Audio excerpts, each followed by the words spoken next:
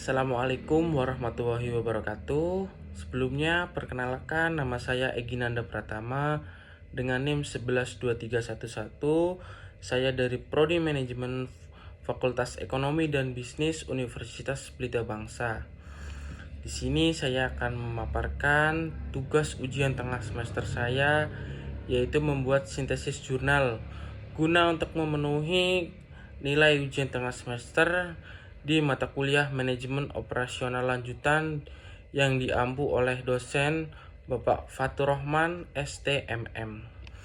Baik, di sini saya telah membaca jurnal yang dibuat oleh Ibu Nur Hidayati, Bapak Mardiana Ilham Muhammad Mardi Putra, dan Ibu Rismawati dari Universitas Pelita Bangsa yang berjudul yaitu Analisis Peran Supply Chain Management terhadap efektivitas kinerja supply chain melalui Total Quality Management sebagai mediasi, yang diunggah di Jurnal Science Management Akuntansi volume 16 nomor 2 pada bulan November 2024. Lalu selanjutnya saya membaca jurnal yang dibuat oleh Irfan Syahrul, Rafli Iksan Putra Sugiono, Bima Saputra, Diki Abdullah, dan Yudi Prasetyo dari Universitas Pelita Bangsa dengan judul Optimasi Rantai Pasok Berkelanjutan di Industri Otomotif,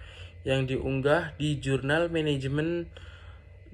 of Management and Innovation Entrepreneurship atau JIMIE volume 3 nomor 1 pada bulan Oktober 2025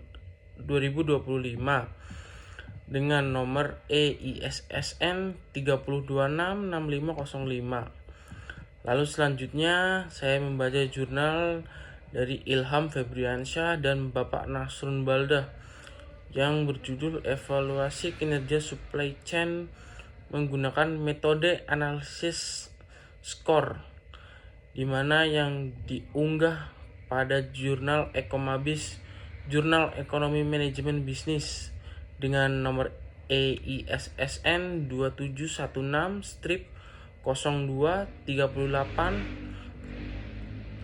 volume 3 isu 1 yang diunggah pada bulan Januari 2022. Dari hasil yang saya baca dari jurnal tersebut, saya mendapatkan referensi atau sintesis yang bisa saya ambil dari materi tersebut, yaitu membahas tentang tantangan dan solusi dalam pengelolaan rantai pasok supply chain di era industri 4.0 yang serba digital, khususnya pada perusahaan multinasional, di mana fokus materi ini adalah bagaimana teknologi multinasional fokus utamanya kepada teknologi digital seperti artificial intelligence atau AI, ada Internet of Things atau IoT, dan Enterprise Resource Planning atau ERP. Dan sistem otomasi digunakan untuk meningkatkan efisiensi operasional, keberlanjutan, dan responsivitas rantai pasok. Adapun yang bisa saya ambil dari jurnal tersebut yaitu poin yang dibahas, yaitu 1. Optimalisasi rantai pasok dengan penerapan teknologi digital untuk mengurangi limbah, mengelola inventory secara efisien, dan mempercepat distribusi. Yang kedua, lalu ada peran Total Quality Management atau TQM sebagai mediator penting yang meningkatkan efektivitas kinerja rantai pasok.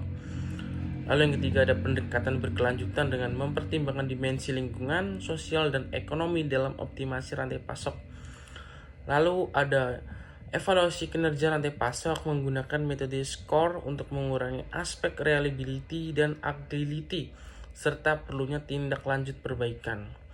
Lalu selanjutnya yang bisa saya ambil yaitu adanya tantangan dalam mengelola rantai pasok e-commerce seperti permintaan yang fluktuatif, pengelolaan stok, logistik kompleks, dan integrasi teknologi.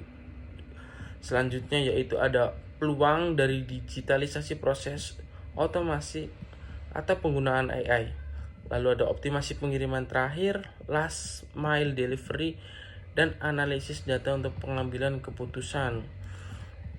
Adapun materi ini membahas beberapa miskonsepsi umum terkait teknologi digital dan manajemen rantai pasok, seperti anggapan bahwa teknologi digital bisa menyelesaikan semua masalah secara otomatis tanpa strategi manajemen yang baik, dan pentingnya keberlanjutan yang menyeluruh.